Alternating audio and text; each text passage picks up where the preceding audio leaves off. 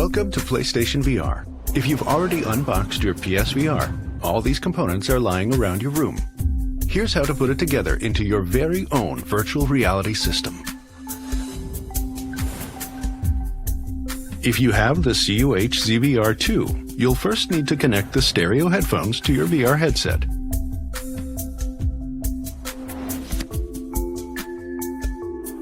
When you're not using your headphones, use the earpiece holders on your VR headset to store them out of the way. If you have the CUH ZVR1, the stereo headphones plug into the jack on the inline remote. Your own studio quality, noise cancelling, bass dropping headphones are fine too. No offense taken. You should already have a PlayStation camera connected to your PS4. And hopefully a PS4 connected to your TV. First step, disconnect the HDMI cable from the back of your PS4 and plug it into the back of the processor unit, leaving the other end plugged into the TV. Next, take the PSVR HDMI cable labeled number 1 and use that to connect the processor unit to your PS4.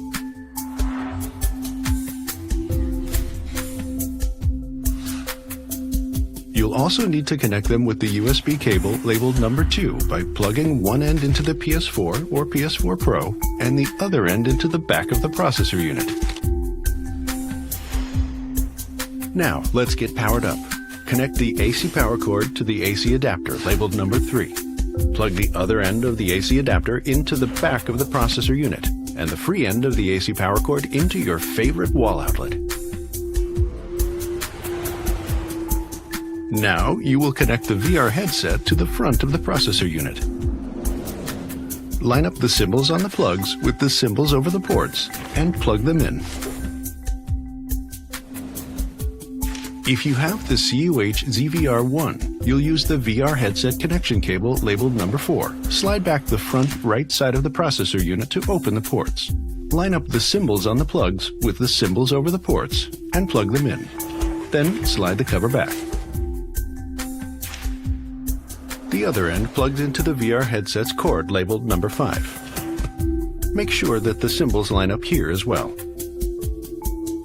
Take a moment to make sure everything's hooked up right. Okay, now let's turn on your TV, then your PS4, and PlayStation VR last.